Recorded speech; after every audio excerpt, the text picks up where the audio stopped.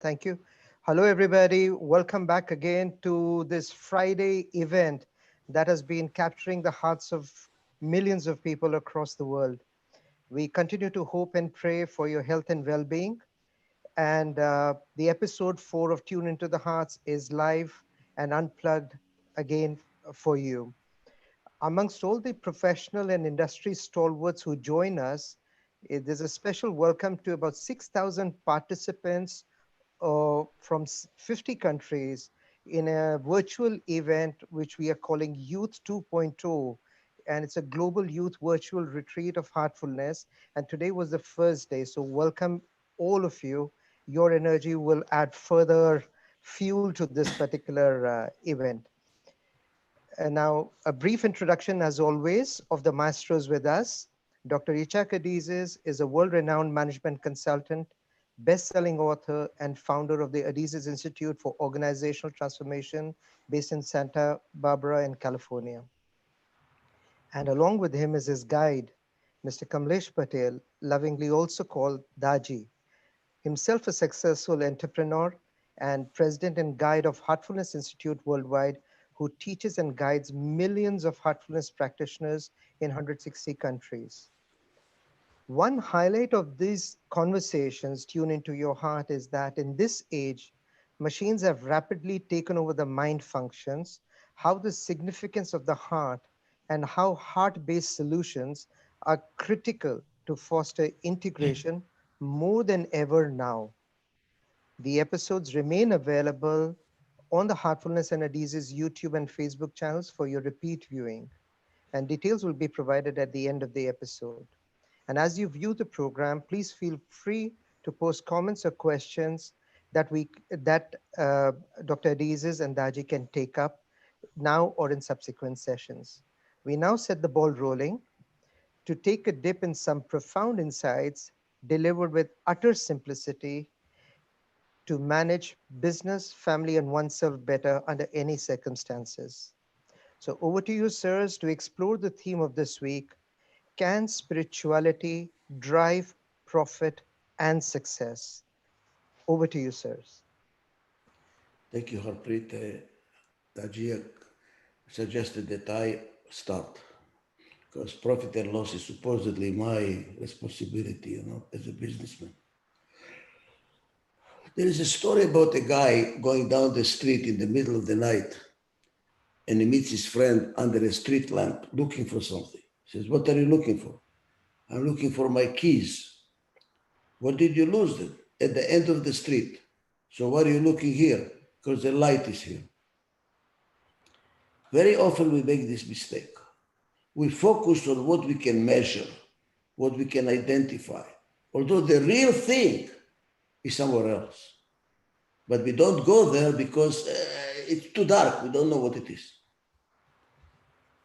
That applies to the idea of profit and loss and spirituality. Let me explain why.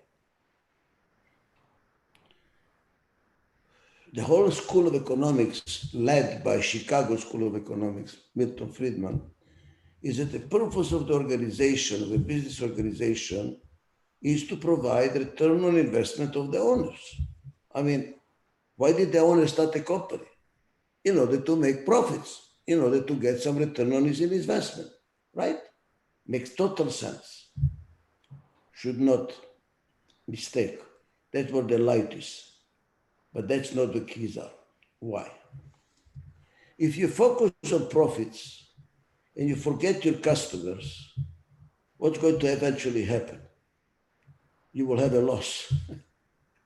Because at the end of the day, the organization exists to satisfy the needs of the clients, of the customers. If the customers don't want to come to you to buy your product, how are you going to make profits? Which means profit is an output of doing good business. You should focus on how do you satisfy the clients. And if you satisfy the clients that buy your product, buy your services, and you do it efficiently, you will have profits. Profit is like happiness, like health. If you focus on your happiness, I must be happy, I must be happy, you can be quite frustrated person. If I must be healthy, you're a hypochondriac. You have to ask yourself the question, what makes me happy? What makes me healthy? What makes me profit? The focus is on satisfying client needs. Now we come to spirituality. How do you satisfy client needs? One way is to exploit their needs. You don't really care for them. You manipulate their needs with advertising, with promotion, and the poor guys buy. Like we feed them with toxic food, we give them products they really don't need, but we make money.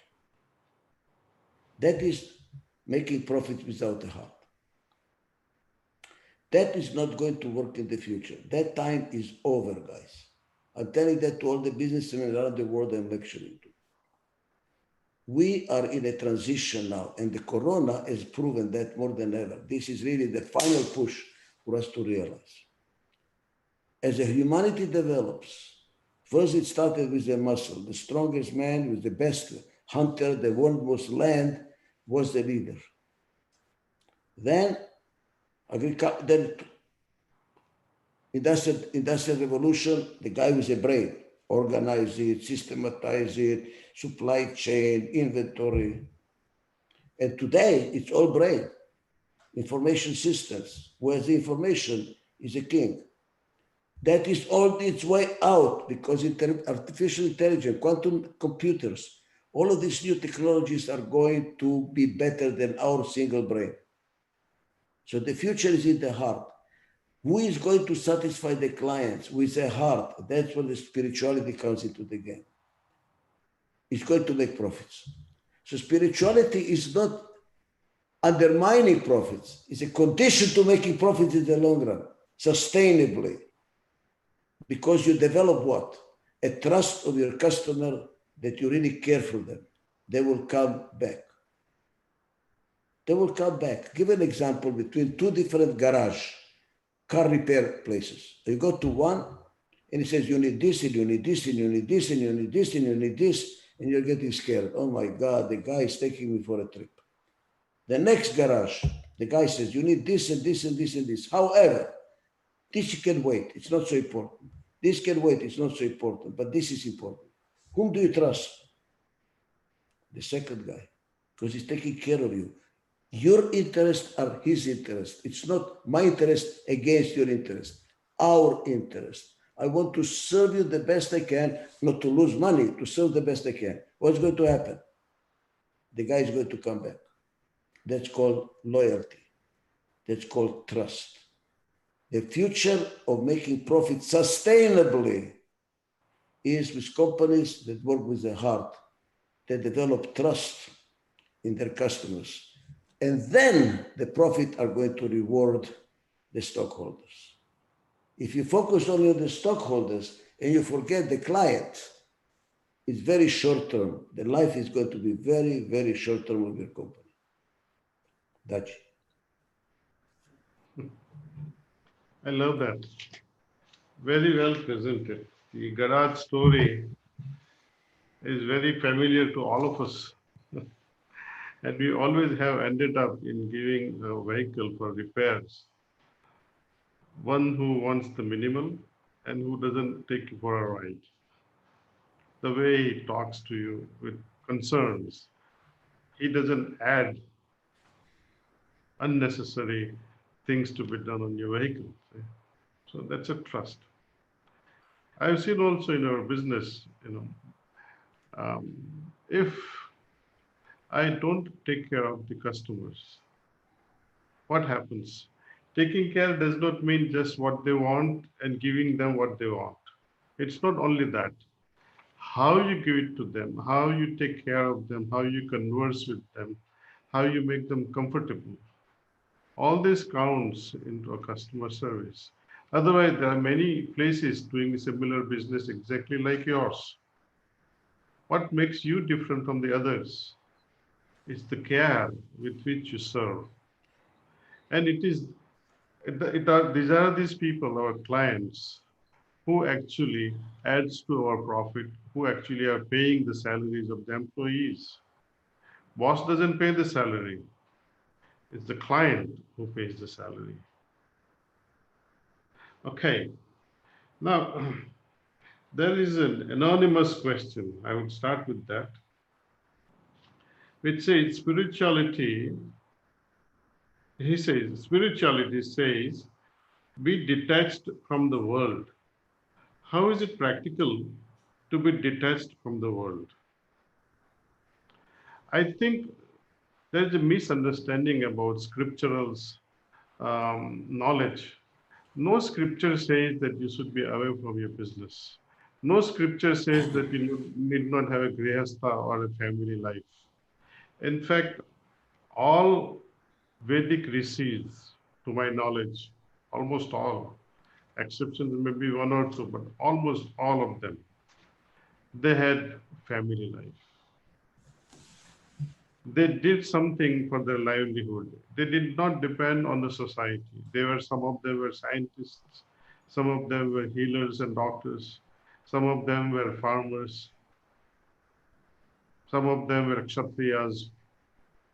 So all this impression that we gather, it is out of this temporary state a person develops on the journey. Temporarily, one may feel losing interest in doing things, but it's very minimal, I would say. When you are passing through various states of consciousness, for example, when you're meditating, and for a few minutes you are so lost within yourself, and until that condition is digested, so it happens in few minutes, it becomes part of you. You carry on with this condition. You may look like as if you are not interested, but that is people's perception. It's not your thing. You may not express yourself as blatantly like before, where people say, oh, blatant response, passionate response, so is the interest. No, not necessarily. Your deep involvement in the work with sincerity, which hides actually the passion. I give you one small example. When a person is bubbling with a lot of emotions, it is only temporary. Like most marriages, what happens? Its early honeymoon period gets over very fast. You settle down. All these excitements and emotions, they don't really last long. What is the solution? What happens next in its own natural way? That as we meditate more and more, we become more and more silent. We remain more withdrawn inside. That does not mean that you are not interested in the outside world, outside business world or family world. You will have friends. You'll have your businesses going on in a better way than a person who does not meditate actually. Because a meditative mind makes little mistakes, makes lesser mistakes. So that comes to our rescue actually. And because of lesser mistakes, minor mistakes, which is common to everybody, even if you are perfect, you don't know what is going to happen the next. Now, seeing the present situation with this pandemic, who could have predicted? No one could have predicted. You may have been a great businessman, yet such things, when they attack you from nowhere, it surprises you, and you are least prepared about the whole thing, which you cannot avoid anyway. We cannot change those circumstances. But a meditative mind will be able to accept the situation and adapt. What happens the opposite of it? Suppose under this situation, if you rebel and you curse, oh, I don't like this and I don't want this, and when such thing happens, you are in a state of denial. And when you are in a state of denial, you cannot accept things and you will not be able to venture into a newer projects. You will not be able to adapt the situation. And one who cannot adapt easily will lose the focus.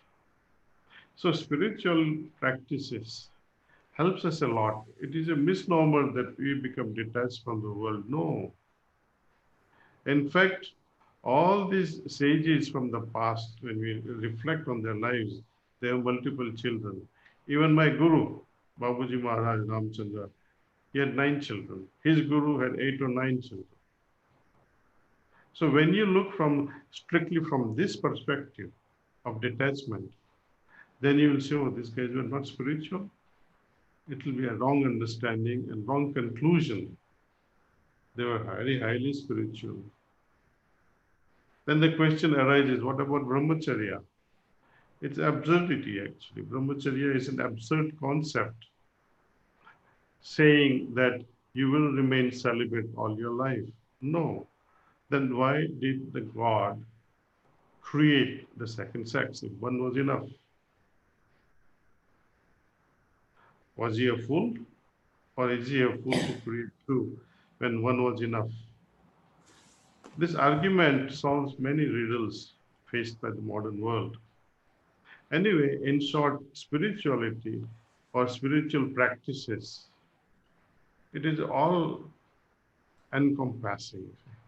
It includes everything. Whatsoever you touch, be it business, be it your study, be it sports, be it relationship, be it romance, it makes you succeed in every little field wherever spirituality touches.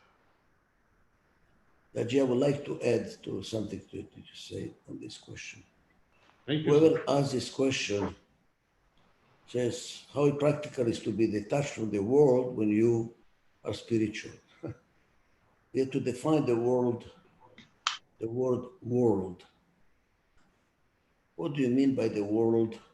By the word world? There are two worlds, not one. There is an external world and there is an internal world, both of them.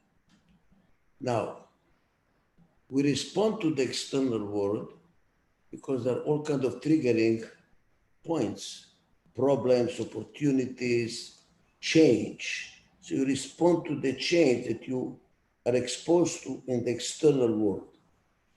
And the more change in that external world, the busier you become. And you get absorbed by that external world. You don't know where the time goes. I know from my own personal life, I'm so busy. All at once I hear Christmas music, pipe music. I said, wait. It was yesterday Christmas music.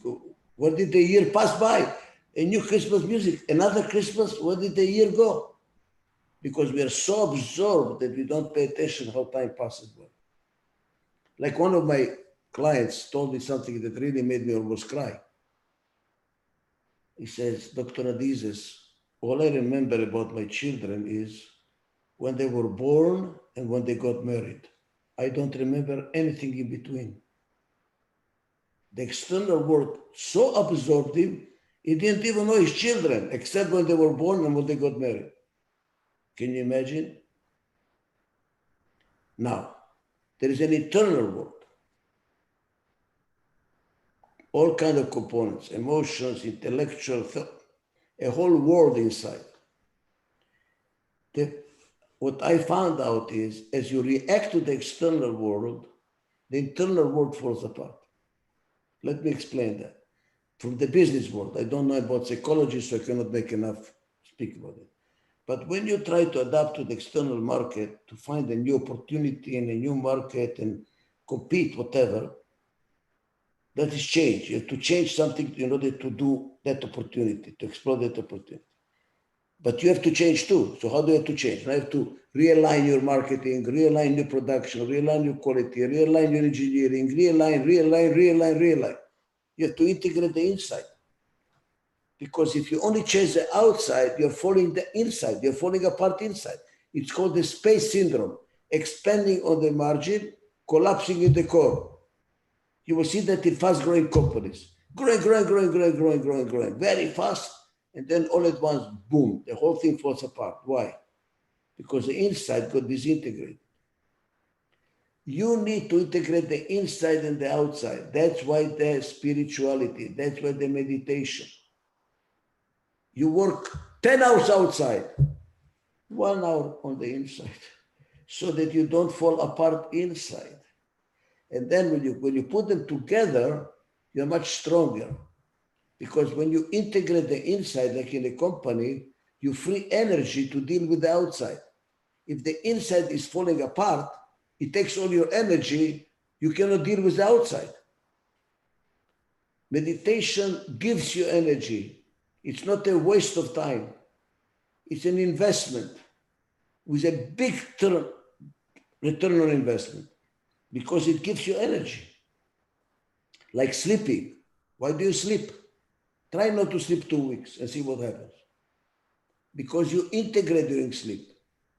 And if you don't sleep, you get up in the morning falling apart. You cannot even work. So it is not true that by meditation, you are detached from the world. I assume meditation, you mean spirituality meditation. No. You're increasing your chances. You're increasing your chances to deal with the external world better. Like Daaji said, you'll make less mistakes because you're not running into the world falling apart, like Napoleon, or the armies between Moscow and Paris, all spread all over the place. You need to go together. A good army wins when they are together. A good person wins when he's together. A good company wins when it's together. A country that's together wins. For togetherness, you have to work on it. It is not automatic. And how you work on it. Meditation helps you to keep yourself together. Okay, we go to the next one. I think here is, this is Yes, a very please. interesting one. Is how do you change the mindset of an entrepreneur mindset who's only thinking about profitability and business, especially in the present situation? Well, I would like to react to that and tell me what you think, Daji. Please continue. I have a lot of clients of mine who think only about profitability. Yeah, they do. They chase the money. And I've won especially as a yacht in the Mediterranean, as a yacht in the Pacific. He doesn't even remember how many houses he has. So I told him, if you make another $1 billion, how will your life change? He says, not at all. I mean, I don't know what to do with another $1 billion. So why are you chasing more money? He says, well, it's like a mountain, because there is another mountain to climb. I don't think so. Let me tell you what I believe is driving him and all of us. Love. Everything we do, whether we realize it or not, is to be loved and to love. Everything we do. The guy that is painting, why are you painting? If you really scratch the surface at the end of the day, you will find love. He is doing that because his interpretation is, if I'm very profitable and very rich, I will be loved. His interpretation, whether he realizes it or not. You know how he changed his mind? I'll tell you. I'll give you an example. In my consulting, I try to integrate the bottom and the top. I don't like companies where the head is detached from the body. So I took the president of the company, top management, to a branch, bottom of the organization. And we were sitting together with the workers. In this case, it was all clerical people. And I mixed them with the workers. So you have a management, top management, and a clerk, top management and a clerk. The president was sitting next to a very overweight Afro-American lady. Then I did an exercise, said, number one, number two. So number one, tell to number two what you love about your job, what you hate about your job. And the same thing, to number one. So the president has to tell to the clerk what he loves about his job, what he hates about his job. And she has to tell him the same thing. You know what I was doing? Opening the heart. Opening the heart. Don't talk about business. What do you love? What do you hate? You know? Then, okay. Flying back to Atlanta, the company was headquartered in Atlanta. I was sitting next to the president, and he started drinking too much. He was drinking a lot, and I see he was emotional, almost crying. And this the guy was chasing money like crazy. Money, money, money. But he was emotional. So I said, Jeff, I mean, what's going on? He says, you bastard, you don't know what you did to me. So what did they do to you? He put me next to this clerk, and she told me what she hates about her job. What does she hate? She hates, she's overweight, big woman, getting on her knees to open a file and pull the files from the file cabinet on her knees all the time. She hates it so much. So why are you so emotional? I started as a file clerk, and I swear to God, if I ever become a president, I would change that. I forgot. I forgot the pain that people have on their life. You know what? The hell with the profits.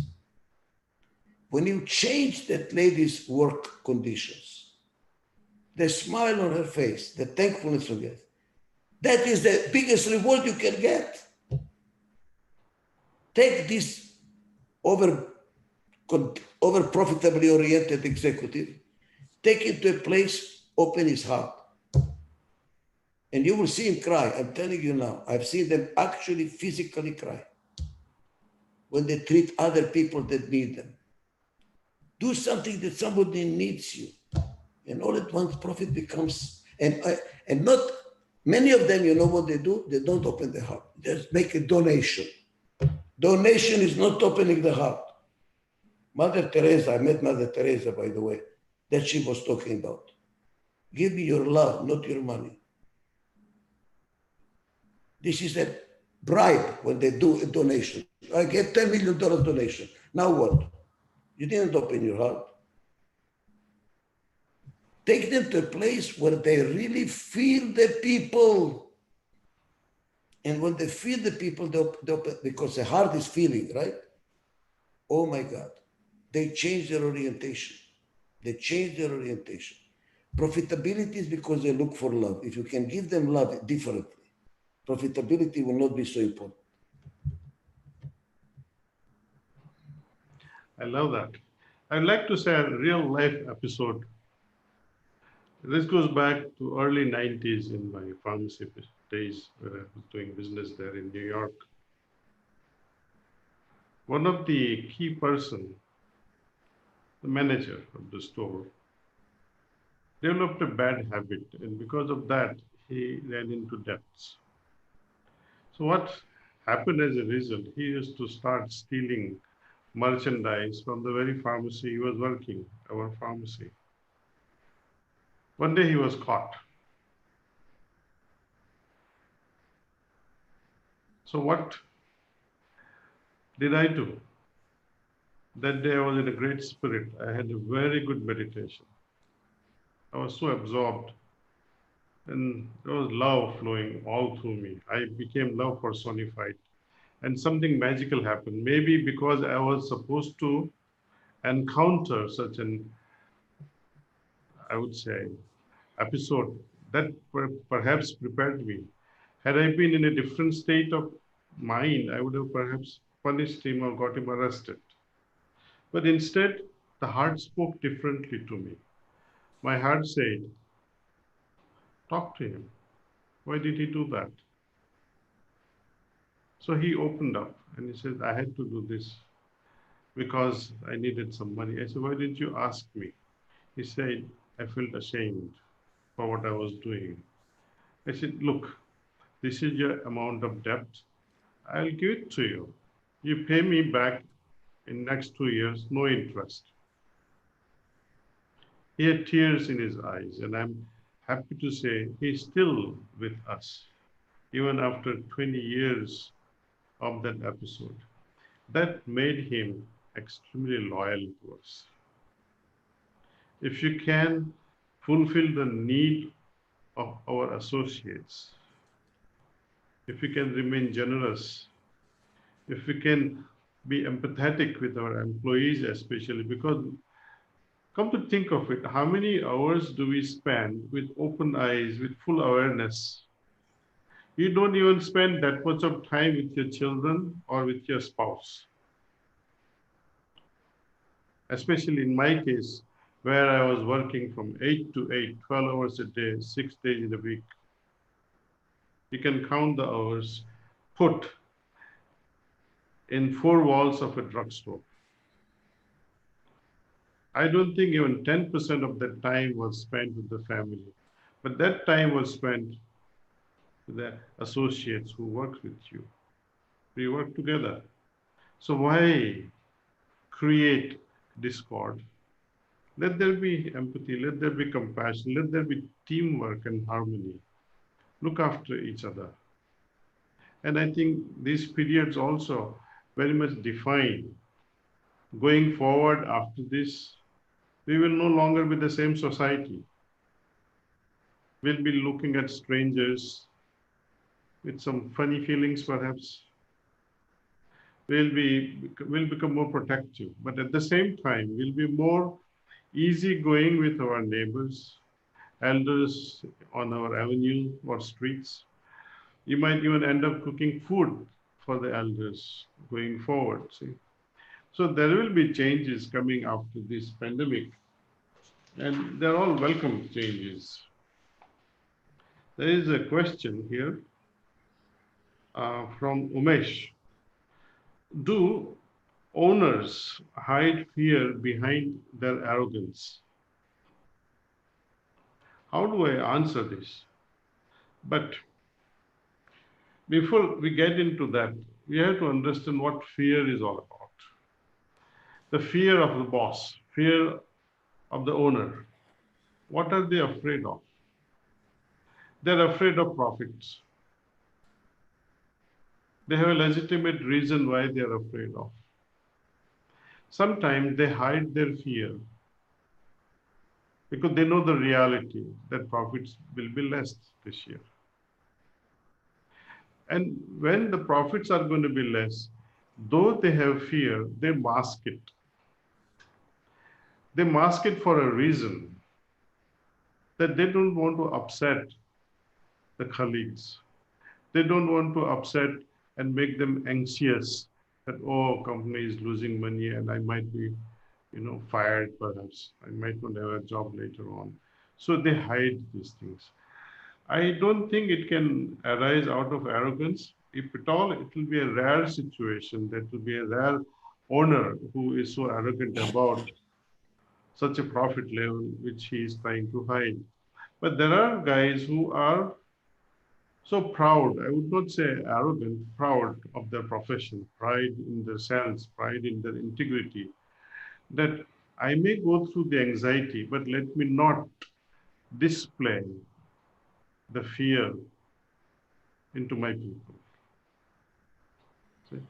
So it's a good side also where um, to mask the fear. But there are people who make extreme profits, I would say, unimaginable profits, yet they wear the mask of fear. Oh, you're going to lose and you better work hard and all those. Those are arrogant people. Those are conniving. Those are who would like to take advantage of every little thing. Though there is a great profit that's going to happen, but they wear the mask of fear. But this easily, these symptoms, you can easily pick up. If you are really so careful about understanding the fear of your boss, I think you're a great gentleman that you're at least concerned about the fear that your boss is going through. But please, only on exceptional basis, arrogance hides the fear. Most of the time, it is the pride, it is the care, and it is like this, Umesh, that when you have some problems going on in the business world, would you share that with your family?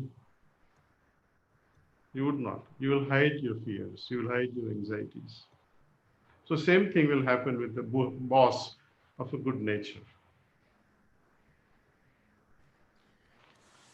I was once walking on the beach with a friend of mine and with my dog on a leash. And he said, Ichak, why don't you let dog go? Why do you put him on a leash? So he will start fighting with other dog. He says, just the opposite. If you put him on a leash, he will fight. So what do you mean? He was absolutely right. When you're on a leash, you feel you're not in control. And you try and you start barking because you're afraid, you're weak. When you're not on a leash, they go and smell each other immediately and they play with each other. They're not fighting, they're not barking. Which dog bites the most? Not the Doberman Pinscher, the little poodle. Why? Because they're scared.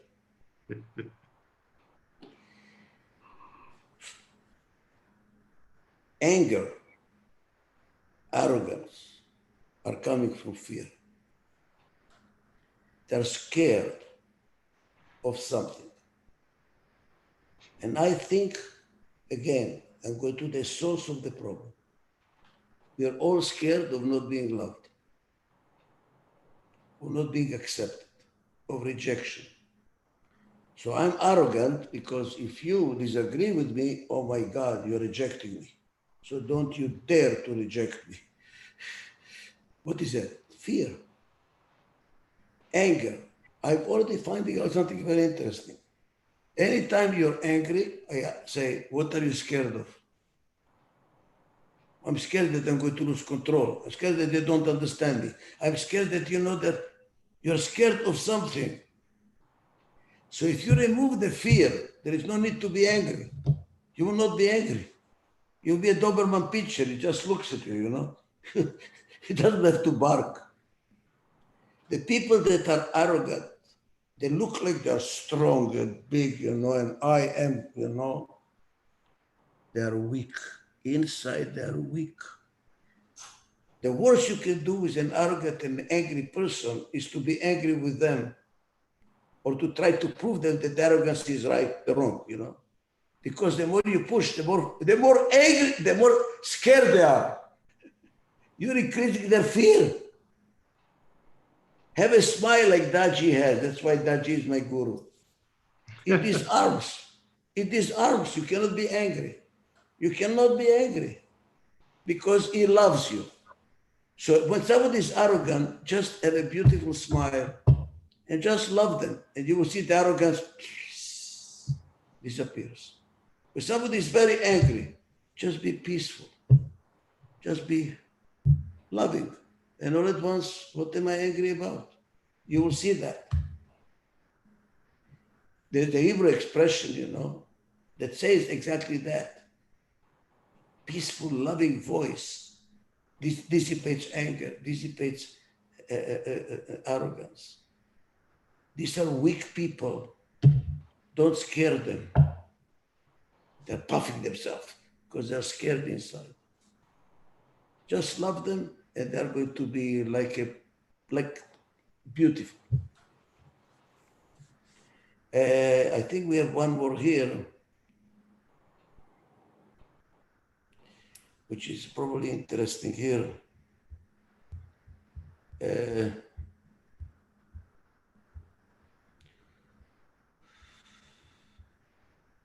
This is the same question of Prasun. How to control or change the mindset of entrepreneurs? You say this again. What is behind it? Don't scare them. Don't scare them. What scares them, they easily get scared. You'll see some of these people are the one who don't let you talk. In the middle of the sentence, they interrupt you. How come they're interrupting you? They don't let you talk. Because they're scared you're not going to hear them. They're scared you're not going to understand them. They're scared you're going to reject them. They're weak people. Calm down. So please let me finish what I say.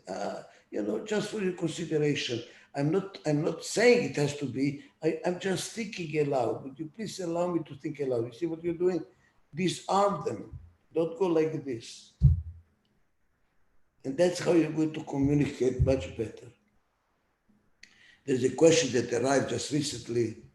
How do you handle with a person that's not centered and you lose them? Don't join them. Don't get that you lose yourself now with them. You just, focus on them and vibrate your centeredness, which is really love. And they will feel, okay. They will lose their fear. So many people work out of fear. And by the way, what I'm telling you here is autobiographical. I'm a, I'm a Holocaust survivor. I'm a real survivor. And all my life, all my decisions were based on fear. I was one of these arrogant people. I was angry all the time until I discovered love. And all at once, life is different. Now you can work with faith, not with fear. So all of you that have a boss that is arrogant or continuously angry, or a spouse that is arrogant and angry, introduce them to heartfulness.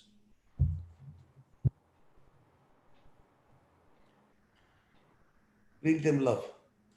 Open their heart, and they will change.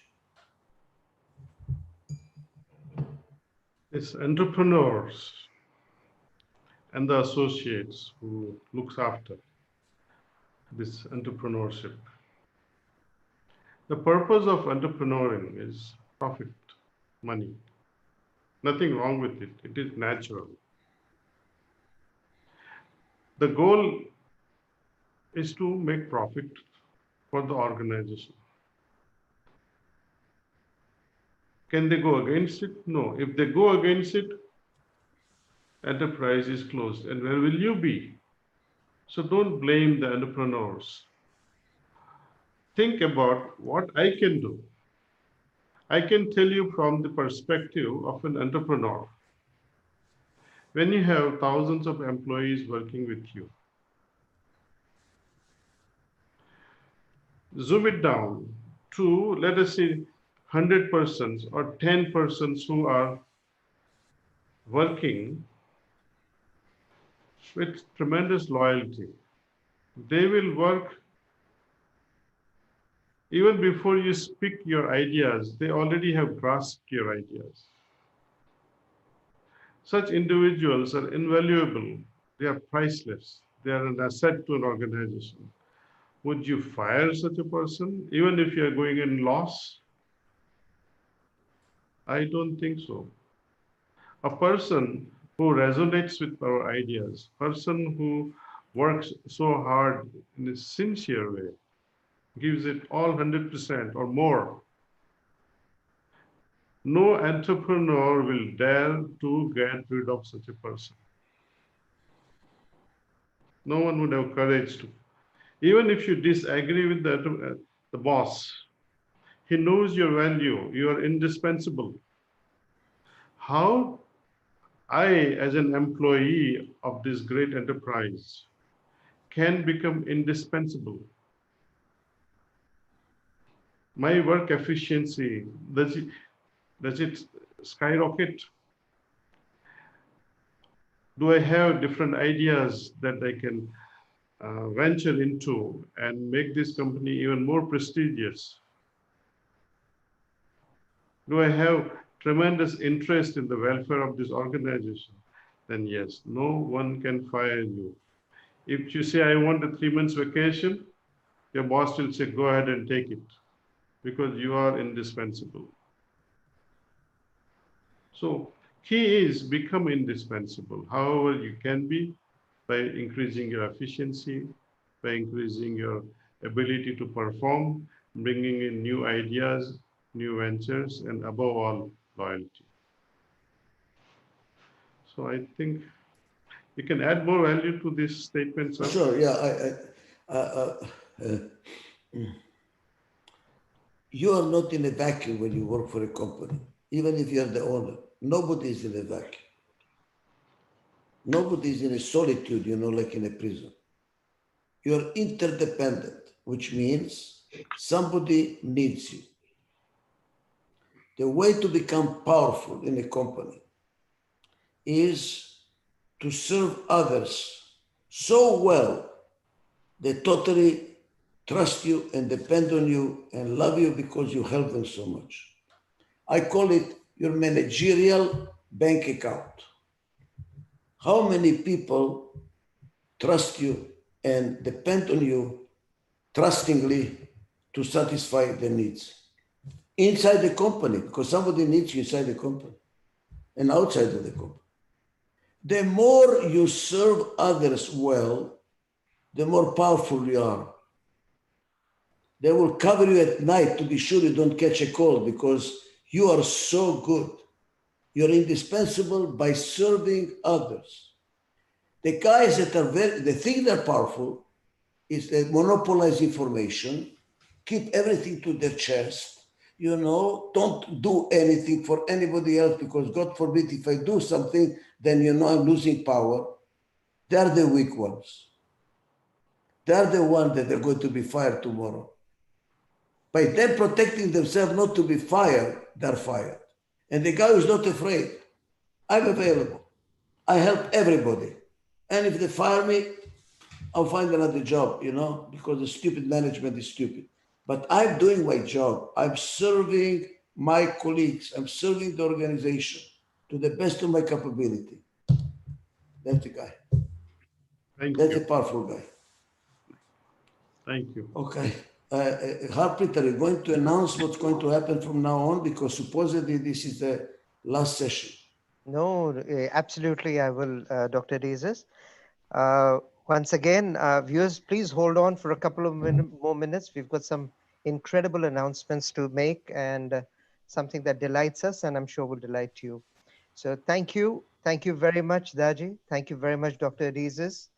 Yet another lovely compendium of nuggets of great practices that one can utilize in their business. Viewers, the grand announcement or the great announcement is that we've hit million plus views on the first two episodes, and we are probably heading for the third episode also there, and the fourth one is out now. So this series is going to continue every Friday. And both these gentlemen, Daji as well as Dr. Adizes, will be on each Friday, same time on the same link. And the theme going forward is managing with a heart. Whether you manage a business, whether you manage a family, whether you manage yourself. And they could be exploring passages from books and a lot more. So don't forget to join in and keep joining in. And do please share your comments and questions as you go along. Further, all the viewers, please also, I would like to make announcements of the various other offerings that are going on. And right now, as I said, once again, welcome to the youth members, the 6,000 plus that attended the sessions today. And hopefully we are going to do cross the 5-figure mark tomorrow, the weekend. And this is a virtual, probably one of the largest virtual programs for youth between 15 to 29 years that's going on. And in case you've not registered and you fall in that age bracket of 15 to 29-year-old, please do look up this event. And there's a Facebook group and you can log in there and join in. The further on, all the information, all heartfulness practitioners and heartfulness meditators or who are attracted to this are warmly, cordially, lovingly invited to celebrate the grand virtual, let's call it it's a huge celebration of Babaji Maharaj's 121st birth anniversary. And that's going to be 29th April to 1st May. Again, it's a virtual, obviously a virtual celebration. So join in from wherever convenient and all these details will be available to you. Separately, our Heartful Adizes page continues to attract a lot of people with the resources there, the ebooks, the subscription to the blogs of Dr. Adizes, a lot of insights are available. Please do visit adizes.com/heartfulness for a whole lot of information that can be of assistance to you, not just now, but after as well. And finally, just a list of all the heartfulness offerings, whether it is a live conversation, whether it is webinars, whether it is the Tune into Your Heart, which is now going to become Manage with the Heart. So these programs are online education programs, inspiring programs that will keep happening on a continuous basis, as well as there'll be a whole set of other programs that support the heartfulness practice, as well as which is supporting people in these times. So there's a Hearts app, which is available on iOS as well as Android stores. It's a meditation on call. There's a beautiful magazine, the Heartfulness magazine, as well as the master classes, which are available online. All of this is to introduce you to the simple heartfulness practices and take you further. And of course, the relief fund, our COVID relief fund continues. The Voice That Cares helpline continues, which is a toll free number, as well as the universal prayer, which is done once every evening, 9 o'clock, where we sit down for about 10 minutes with a thought that love and devotion is growing in all brothers and sisters, and true faith is becoming stronger in them. At your time, local time, please do that prayer for everyone. So, see you next week, same time, same place. Look forward to catching up with you.